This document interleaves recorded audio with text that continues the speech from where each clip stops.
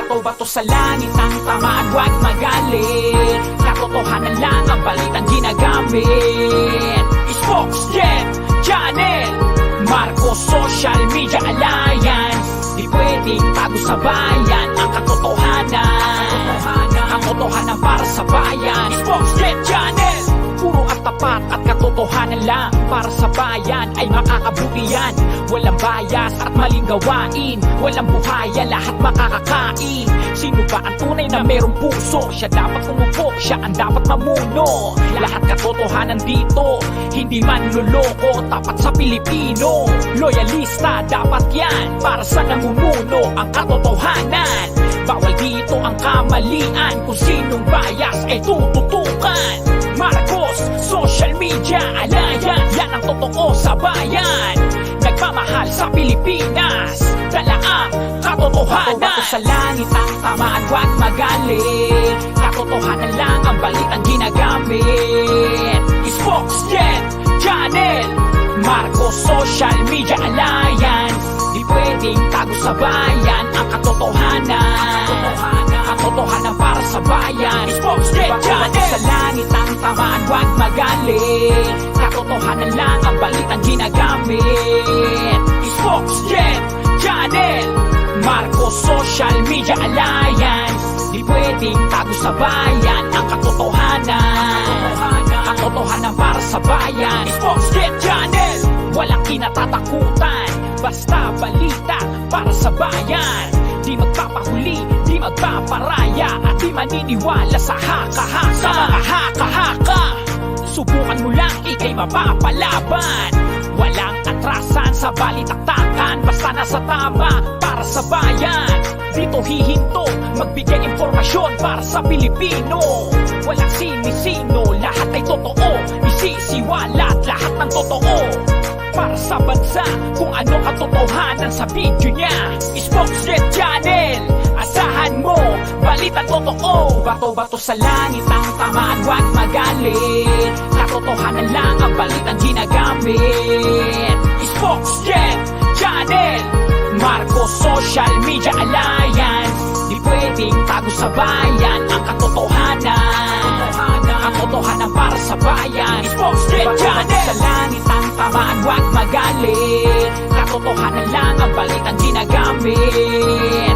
Spokesjet Channel, Marcos Social Media Alliance. Di pwedeng tago sa bayan ang katotohanan.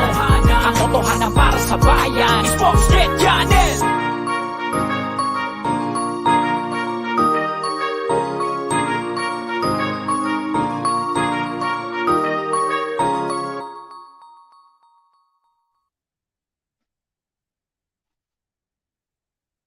Ayan, isang maulan at magandang gabi ho sa ating lahat.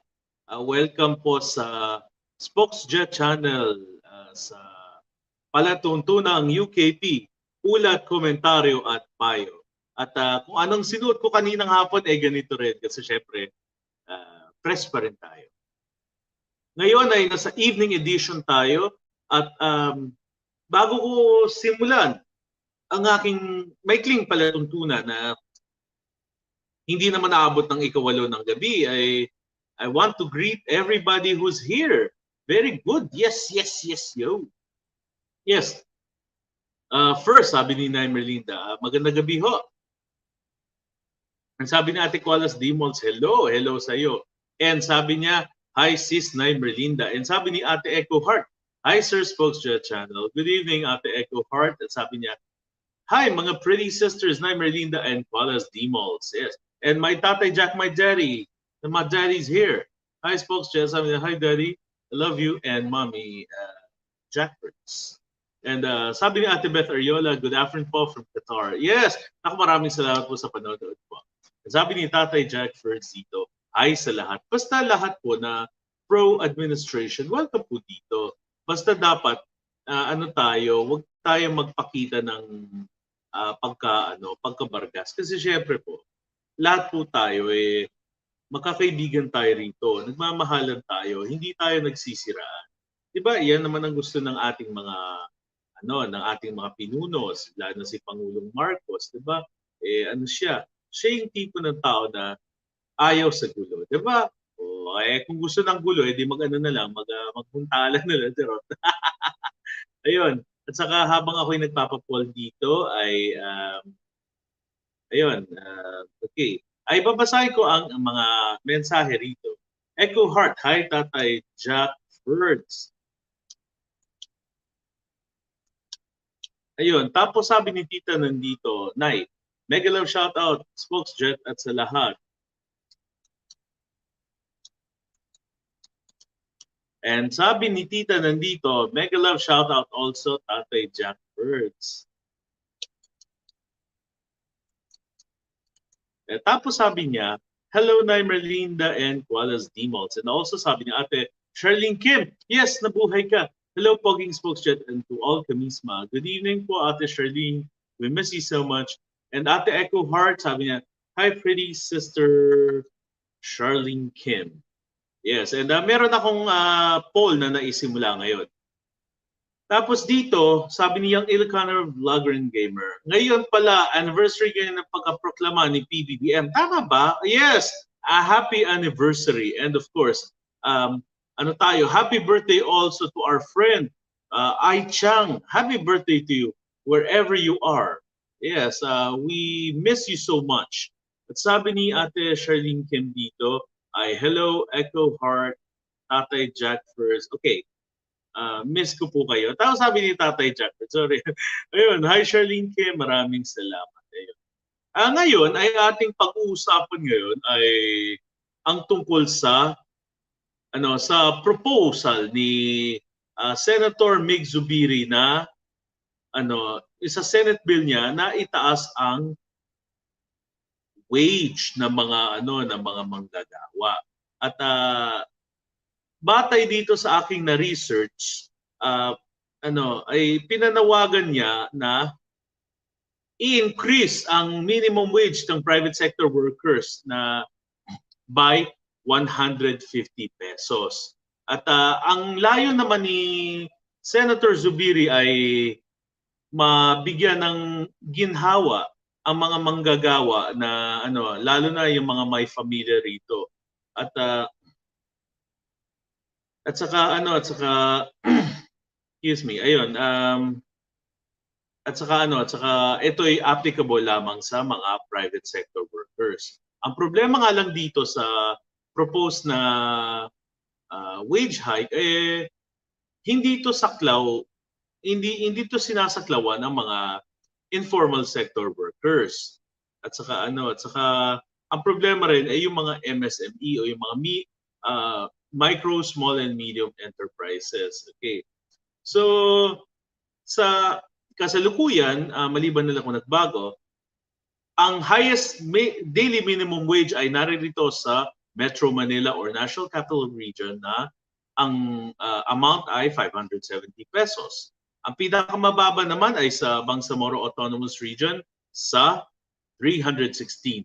Kaya ang katwiran nito ni Senator Zubiri na itaas ang wage hike sapagkat naisip din niya ang pagkakagastahan ng mga manggagawa para sa kanilang sarili, sa kanilang pamilya, sa mga pangangailangan nila kagaya na lamang ng pagkain, utilities at saka ang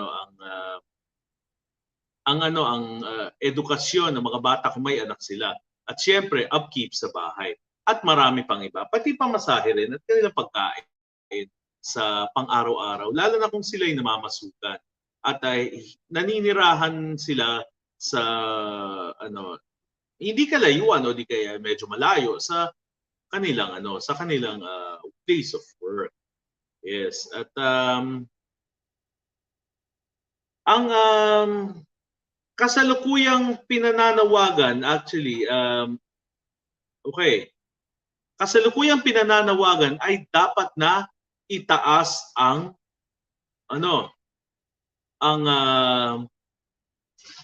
minimum wage ng mga Kaya lang gaya ng aking sinabi kanina, hindi saklaw nito ang mga informal sector workers. Kaya sila'y kawawa at tila sila'y napag-iiwanan at yun ang masakit sa lahat. sapagkat dapat alalahanin natin na ang mga informal sector worker, kagaya ng mga vendor, mga self-employed, at yung mga nasa sinasabing mga mga informal economy. Huwag nating sabing underground economy, medyo impolite yun, yung term na yan. Sila ang nadidehado. At ito'y nakakaawa talagang pagmasdan. At ito, ang recently sinabi ng Employers Confederation of the Philippines or ECO sa pamamagitan ng Pangulo nitong si Ginoong Sergio Ortiz Luis Jr. na dapat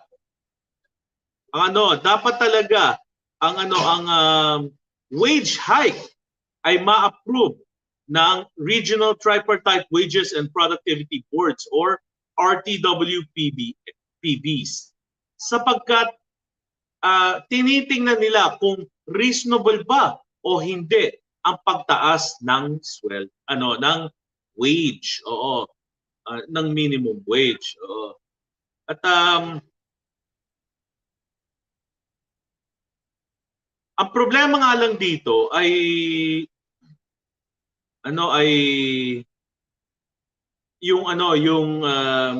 may mga sektor na hindi sumasang-ayon sa wage hike.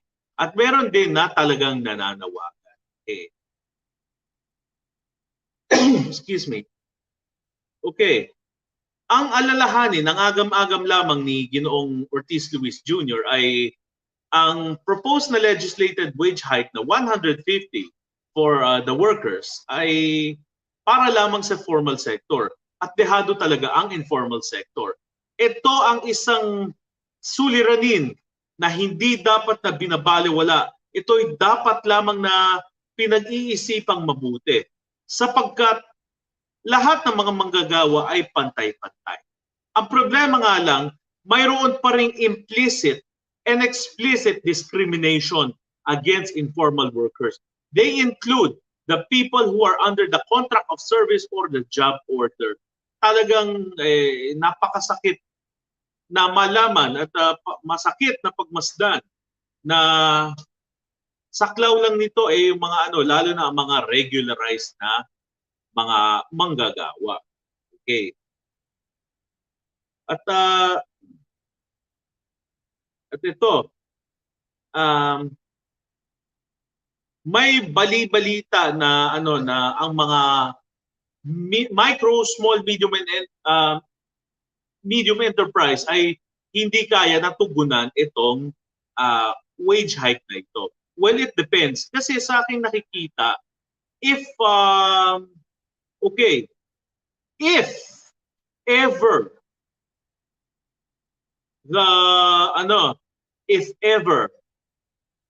an MSME can cope with a wage hike depending on how much it earns.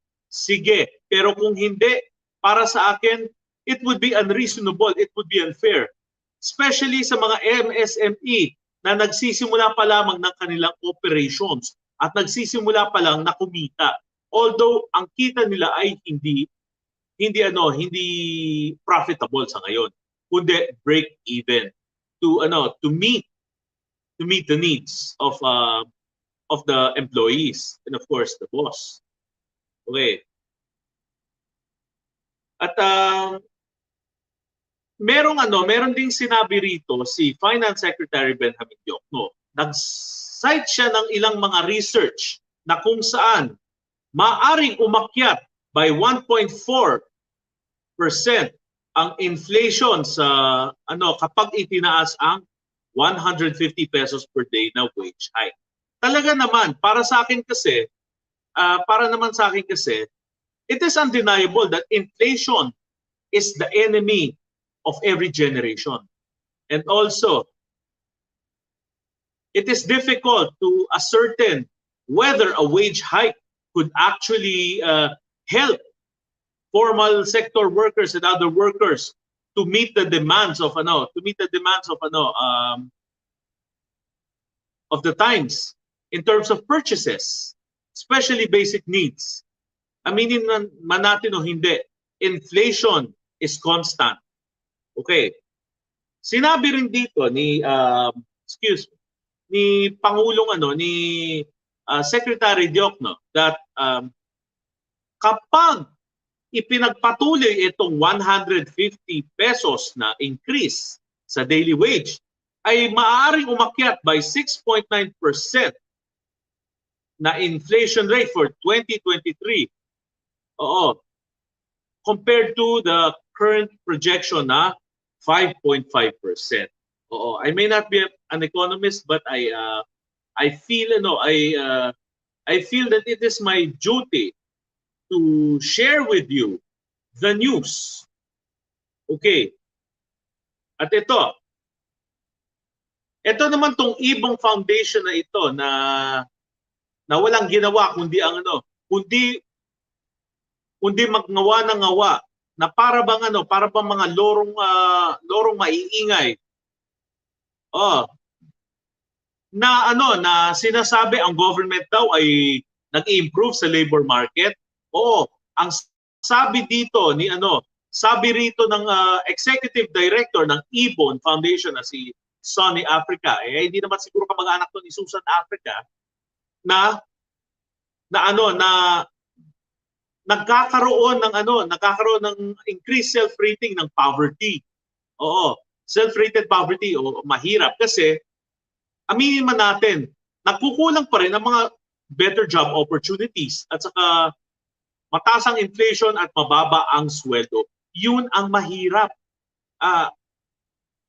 Actually, kahit na sabihin ni Ginoong Africa na may lack of job opportunities, the government is expending much effort to create jobs, to invite investors, to inveigle, to encourage the Filipino people to take up jobs. Okay. Actually, ang wages ay depending hindi lamang sa years of experience and the skill sets. It also is based on one's training and also one's place of work and or residence. Actually, sa work. And also based also on the price, on the other qualifications, and of course the position. That's why that's why Ibon Foundation, if I were you, Sonny Africa, you better stop negating the government so much. You may share your opinion, yes, you may share your observation, but do not steer the conversation towards criticizing the government and putting it in a bad light, because you are a citizen of the Philippines, and what you should do is to suggest measures based on research, practice, and consultations, so that people would not criticize Ibon Foundation as just another think tank that happens not to think, but happens to stink. See? I'm telling you this, Mr. Africa. If you really are concerned about the government, the people, then I suggest that you propose concrete solutions. Do not criticize the government so much, because it will lead you to nowhere. Mahirap man ito. It is like we are in a labyrinth. Itong wage hike na ito. But eventually, I believe that the government will get to resolve this, because it is never easy to predict kung gaano kataas ang magiging inflation rate natin. It is never easy also to determine how much our workers are currently earning and how happy they are in their jobs. Okay, there are still incidences na kung saan may mga unemployed, may underemployed, but these are not due to circumstances within their control, but circumstances beyond their control, such as massive layoffs by companies. Okay, or called attrition. Also, diminished earning capacity of companies. For example, Teleradyo, the one I discussed last night. And also, Okay, and also opportunistic employers schemes and manipulations toward against the workers. That's why it is important that we underscore we underscore the significance of fair labor practices. I am not saying that the increased wage hike should be implemented immediately, but there should be consultations, there should be forecasting, and there should also be, and I'm sure there is government assistance when it comes to purchasing basic products and services, especially food and those related to utilities, shelter, yes, clothing, and others. And of course, medicines. And our government is doing its best to to meet the demands of the workers. At the same time, it also has to to reason out that such an implementation of a wage increase is uncalled for when done without much thinking and further consultation. Okay, basahin natin dito ang mga paliwanag dito ng ating mga kaibigan upang upang mabigyan ng linaw ang issue na ito, sapagkat hindi lamang ako ang kaya magpaliwanag kundi kayo rin. Kung may kulang man ako ay mas mabuting kayo ay magpuno ng aking pagkukulang dahil tayong lahat dito ay nag-iisip. Tayong lahat dito ay involved sa sitwasyon na kinalalagyan natin ngayon. And we don't blame the government because the government is doing its best. It is not reneging on its promise to help workers. In fact, the problems related to labor have been long-standing even during the time of Diosdado Macapagal and the previous generations. Kahit nga nung 1930s, marami talaga mga labor problem. Doon pa nga lamang sa Pampanga, sa Paso Deco, yung sa Pampanga Sugar Development Corporation o yung sa Hacienda. Ang dami. Labor problems. Pero ngayon, mas umiigting pa ang labor problem. But we are not saying that the government is turning a blind eye on it. In fact, it is doing something to arrest further problems associated not only with deep-seated labor problems, but also the entities that try to destroy the sanctity of and dignity of human labor. Such as those na yung mga nagpo-protesta dyan, mga Kilos ang Mayo Uno and others, instead of abating the problem, they are worsening it. They are adding insult to injury, and they are adding fuel to the fire. And it is not necessary. It is not necessary these days, especially these days, because our government is still on the verge of resurrecting our economy. And alalahanin natin, labor problems are Catholic. They are universal. They are not confined to the Philippines alone. Kahit saang administrasyon ng pamumuno, mayroong labor problem lagi. Parang sa eskwelahan yan. Kahit sa mga cream section, lagi may problema yan. Lagi may problem student, lagi may pasaway. But all we have to do is to understand, to give sa kaso ng ating labor sector, we have to give time pagdating sa pag-implement ng wage hike. I am not saying that the wage hike is bad or good. I am just reiterating that the wage hike must be well thought of deliberately so that it would not redound to further problems, especially in terms of dealing with inflation and in enabling our economy to recover. I'm not saying that our economy is fully recovered, but at least our President Bongbong Marcos and his team of economic advisors and his cabinet secretaries are working day and night they are expending much energy, and they are okay. They're using elbow grease to reflect and to study the factors that affect our economy and our labor, and our labor sector. We are not okay. We are not here to criticize, but we are here to understand. We are also here to explain matters the best way we can, and we are also here to share ideas and to give much thought to the issues at hand. Okay, sabi ni sabi ni Ate Gina Guevara. Basahin natin ang ating good evening, kapatid spokesjet. Thank you so much, Ate Gina. Don Nak spokesjet, BG lang anak. Sure, Nay Carmen. Okay. Sabi ni Ate Gina Guevara, hello mga kapatid ng Misma. And sabi ni Tatay Jackford, hi Nay Merlinda. And sabi ni Kuya Jupao Gasol, salute. Thank you, Kuya. Hi, Qualas Dimals and Beth Ariola. Sabi ni Tatay Jackford. Okay. Tapos sabi ni Echo Heart, Ate Echo Heart, hi pretty Tita Carmen, Kimberly pala. Sabi ni Tatay Jackfords, hi tita nandito. At sabi ni Nay Carmen, mega love shoutout Echo Heart at nangangumusta din.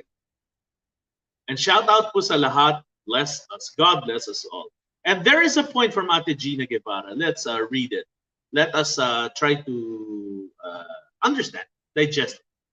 Need itaas, oo. Pero di naman agad-agad maaprubahan.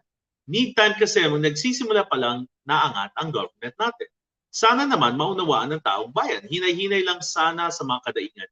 Yes, the essence of democracy is not to demand so much, but to adjust and to give and take. Hindi porket this is the government of the people, for the people, and by the people, ay magdidemand na tayo. No, we have to do something. For example, to lessen our expenses, to make do with what we have, to be more resourceful.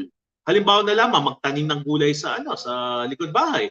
O di kaya sa halip na kumain ng puro karne, mamili ng isda, mamili ng manok.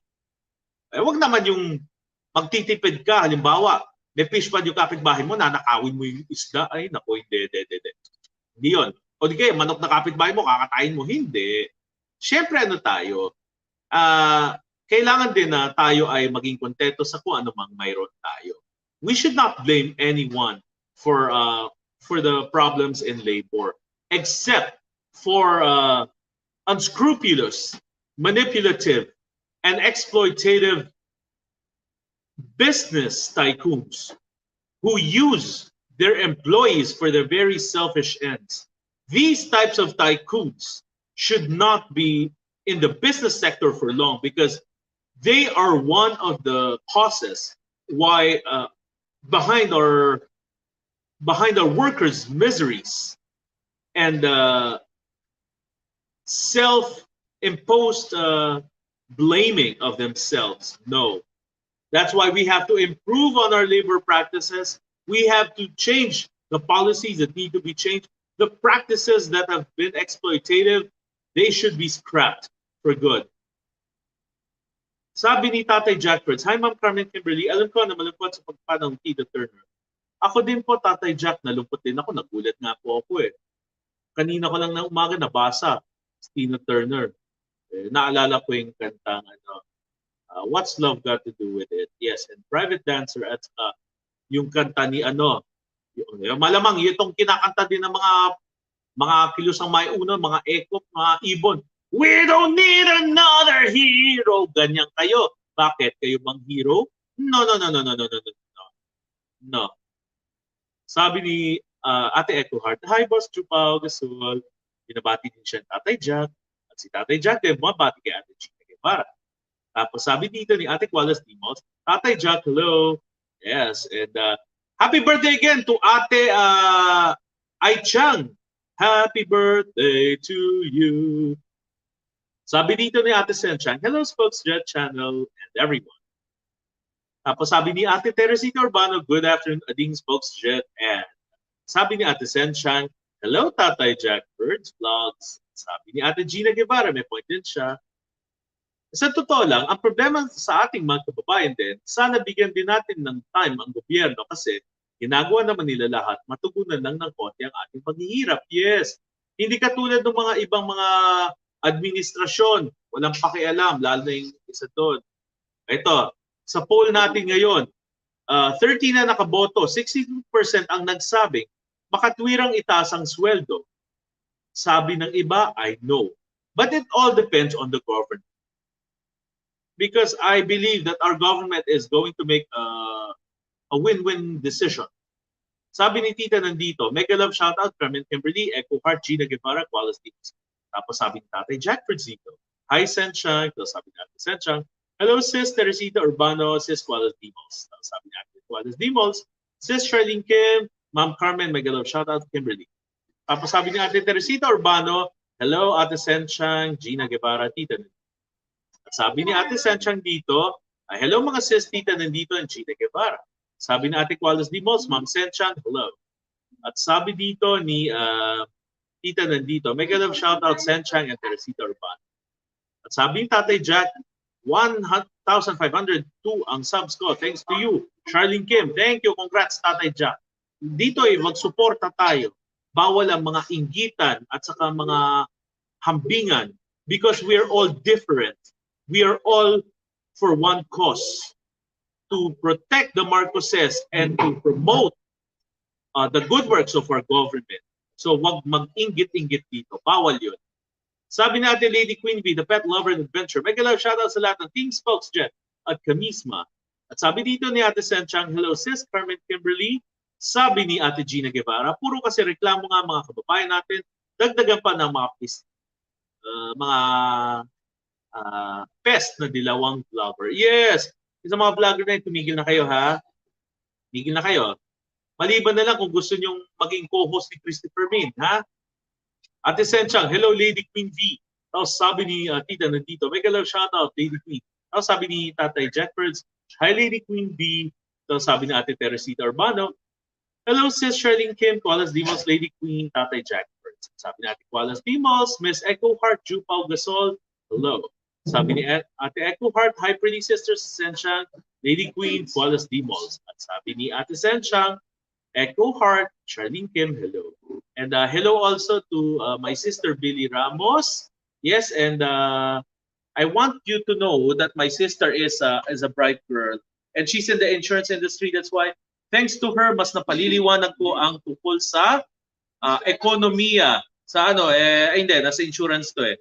Ako, nasa HMO nga lang. Pero eto. Sabi ni Ate Gina Guevara, hello po Tatay Jack. And Ate Senchang, hello Jupao Gasol. Gasol pala, correct me ha. Lady Queen V, Pet Lover, mega shoutout to Tatay Jack. Let's support everyone. Okay? Bawal namang inggitan ha. Okay. Sabi ni Ate Wallace Dimos, Tita nandito, Ma'am Teresita Urbano, shoutout. Hello. Sabi ni Tatay Jack, good job, spokesman. Tatay ko kayo eh. Thank you po. Because you're good influence to me. And unti-unti kong nade-develop ang confidence na mag-komentaryo. Opo. Ayun. At least, di ba, nadadagdagan ng skills, di ba? Oh. Malay nyo, mag-host din ako ng komentaryo sa na AP Radio. Bakit hindi? Ate Senchang, hello sis na Merlinda. Ate Charlene Kim, best Lady Queen V. Sis Senchang, Sis Teresita, hello. And Senchang, hello from Ate Gina Guevara. Ate Wallace Dimos, Ma'am Lady Queen V, Ma'am Gina G, hello. Tapos sabi ni Ate Charlene Kim, Ma'am Gina Guevara, hello. Ate Lady Queen V, the pet lover. Hello, Bessie Charlene Kim. I hope you're fine as ever. Just missing you, dear. Of course, we miss you. We miss you, Ate Charlene. Ate Wallace Dimos, Ma'am Beth Ariola, hello. At sabi ni Ate Senchang dito, hello, young Ilocano vlogger and gamer. Tapos sabi ni Ate Gina Guevara, besides, hindi lang naman sa Pilipinas mga mahalang bilihin or inflation. Buong mundo pa kaya, sana mag-isip-isip din bago magreklamo. Mas matindi pa nga sa Argentina eh. Pati sa Venezuela, there was a time, ewan ko hanggang ngayon, ang mahal-mahal ng karne. Yung ano nga walang mabili ang barya. Ay, totoo. Halos nagilahod ang mga tao. Okay. Sabi ni Ate Senchang, hello Beth Ariola. O tapos sabi ni Ate Lady Queen V, oh, there you are, Charlene Kim. Tapos sabi ni Ate Lady Queen V, hi Ma'am Senchang. And sabi ni Ate Gina Guevara, hello Ma'am Charlene Kim. Sabi ni Ate Nora Viloria, 24. Hello. And sabi ni Ate Lady Queen B, Wallace D. Malls, hello, Katsat. Tapos sabi ni Ate Senchang, hello, Nora, Viloria 24. Ate Iram Heart Odabas, maulan na gabi, Kabsat, Spokesjet, at sa lahat ng misma, ingat po tayo. Yes, let us be careful. Let us also observe safety. Sabi ni Ate Nora Viloria 24, hello, Ma'am Senchang. Ate Charlene Kim, hello, Ma'am Nora Viloria, says Iram Heart Odabas. And sabi ni Ate Gina Guevara, magandang point ito. Ginagawa nga lahat ni PBBM, di biro mga ginagawa niya para maibsan ng konti ang ating kahirapan. Yung malaking tulong na yun sa atin. Ako maraming salamat, 21 viewers. Tatay Jackford, Iram Heart Odabas. I'll strive to improve. You know, I got a message from our friend, Dragon Lady. She said, napakalinaw daw ng aking paliwanag kanina. Naku, maraming salamat po. Siyempre, improve po tayo lagi. Tapos sabi ni Ate Sencha, hi, Iram Heart Odabas. Tapos sabi ni Ate Nora Viloria, hi, Ma'am Charlene Kim. Tatay Jackford, hi, Nora Viloria 24. Gina Guevara, hi, Ma'am Teresita Urbano. Tapos ito, may message si Ate Kualas D. Malls. Ma'am Lady Queen V, nasa GC ka na ba ng misma Hong Kong? Join ka na, Kabsat, yung FB nito. Hindi mo lang alam, message mo, sis milestone para may add ka. Thanks. Nasabi ni Ate Nora Viloria, hello Tatay Jack. And may katwiran din ng ating kaibigan, si Lady Queen V. Spokesjet, kaya ako hindi mo na favor kasi kasalukuyan pa bumabangon ang halos lahat. Paano sa MSMEs? Katulad ng beauty parlor ng kapatid ko, may ilan din siya kasamahan at tauhan. Yes. May katwiran ka rin ate. Hindi naman pwedeng tustusan lahat, di ba? We have to meet halfway. It's difficult to do it. It's difficult, but it can be done. Sabi ni Ate Quality Most, Ma'am Nora B. Hello. Tapos sabi ni Ate Heart, Ate Iram, Maria, Tatay Jackfords, kumusta po? Senchang sis, Miss. Tatay, at Nanay Carmen, hello Tatay Jackfords, wala na idol ko sa Tina Turner, sad naman. Salamat tayo sa message mo. Tay Jack, I added you on Facebook. Basta, naiyak din ako, Tina Turner. Okay, good evening, Sir Jet, sabi ni Ate Nora Viloria. Thank you. Wow, ang dami. Sabi ni Ate Charlene Kim, hello Mami Carmen Kimberly. At sa Ate Kualas Dimos, Ma'am Iram Heart, shout out. Tapos sabi ni Ate Lady Queen V. Carmen Kimberly, oh nga po, one of my favorite, the rock and roll queen, like you po. Yes, rock and roll queen. Kualas Dimos, young Ilocano vlogger, shout out. Tapos Ate Carmen Kimberly, mega love shout out, Sister Setan. Iram Heart Odabas, hi Kualas Dimos, Ma'am Carmen Kimberly, short. Sabi ni Ate Carmen Kimberly, mega love shout out, Lady Queen V, the pet lover. Sabi ni Ate Miles Tan, yes, Ate Miles Tan, woo, thank you. Ading Spokes Jet, shout out. Carmen Kimberly, mega love shout out, Nak Iram Heart Odabas. Sabi ni Ate Echo Heart, sis Lady Queen, much love, and to you, pretty sister Charlene Kim, miss you much. Ako rin. Shout out to all, lutuan na, yes. Oh, pagluto mo, wow. Sis Milestone, sabi ni Ate Charlene Kim, hello. Ate Carmen Kimberly, Nay Carmen Kimberly, sabi niya, hello, Nakwalas Dimos. Okay, sabi ni Kuya Ameg, shoutout Spokesjet, nakachamba din live mga Tatay Jackford's vlogs and all. Thank you so much. Basta dito, respetuhan, mahalan, at palitan ng puro-puro sa magandang paraan. Hindi po pwede yung mga puro salungat, kasi syempre, lahat naman tayo matatalino. Diba? Kailangan natin talaga na maging marespeto, di ba? Sabi ni Ate Echo Heart, hi, magandang milestone. At sabi ni Ate Nay Marie Gutierrez, hi, Nax Spokesjet, shoutout sa lahat. Ito po ang panganay niya. sabi ni Ate Carmen Kimberly, mega love shoutout Nax Charlene Kim. At sabi ni Ate Charlene Kim, congrats, Tatay Jackfords, next yan, 2K na po subscribers nyo. Tayo, hindi tayo na pag-compete. Dahil ang mahalaga, nagagawa natin ang tama. At saka darating din ang ating panahon. Siyempre, hindi naman tayo magaan. Kasi ang taong mainggitin, yun ang hindi tunay na kaibigan. Diba? Kaya ako talaga, happy ako sa tatay ko, si Jack. O, di ba? Ako naman, di naman ako nagmamadali. Nag-aaral din po ako. Okay lang po yun. Siyempre, ang belief ko, within the year, siyempre, makaka-1K din. But we have to be patient. So sa mga fellow vloggers out there, please take care of your friends, okay? Do not shortchange them. Give them the best show and listen to suggestions Sabi natin Senchang, hello, Amik TV. Tapos sabi ni Echo Heart, hi, Manang Teresita Urbano.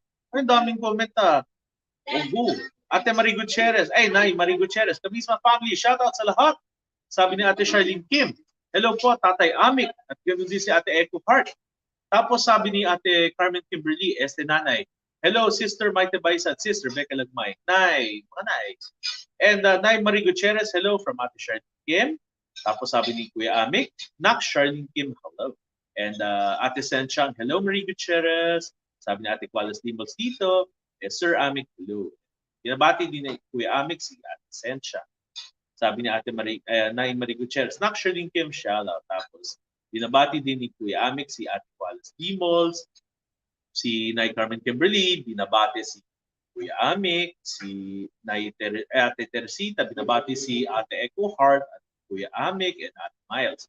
And sabi ni Ate Iram Heart on the bus, Miles Tan, Echo Heart, Lady Queen B, Gina Guevara, Senchang, Magandang siya.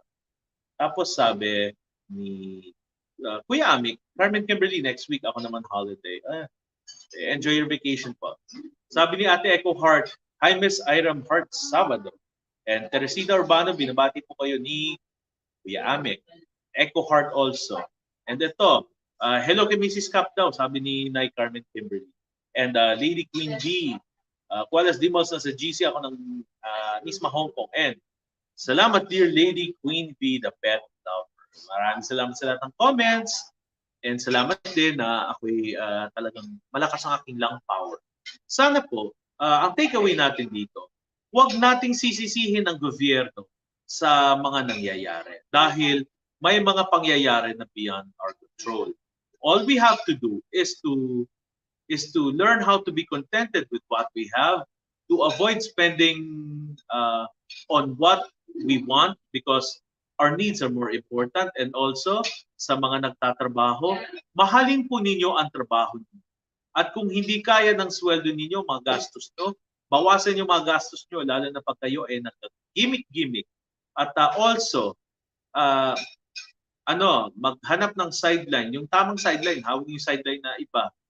Dapat legit tayo. Sabi ni Ate Lady Queen Bee, the pet lover, Carmen Kimberly, type also po. Yeah. Pagdasal po natin ang kaluluwa ni Miss Tina. And of course, tayong lahat ay dapat po manindigan sa totoo. Kaya, tanda po natin, walang ibang magmamahal sa ating bayan kundi tayo rin mga Pilipino. So let's be good ambassadors of our country. Marcos noon, Marcos ngayon, Marcos magpagkailanman. Agyaman na ka Diyos na ginagkat ay ayapan kada kayo. Stay safe and stay beautiful, stay handsome, stay kind, stay humble, and stay strong. I love you all. Mwah. Good night po and see you tomorrow sa UKP. Kung di man po ako matutuloy sa afternoon and evening editions, meron po akong special evening edition sa excuse me, na pre-recorded. Maraming salamat po. At kung di man ako makapag-UKP bukas ay sa ano po tayo, sa Sabado po. And sa Sunday po, temporarily. Kasi si Ate Wendy Reyes, si Ate Wendy ay magla-live ng 9:30 PM.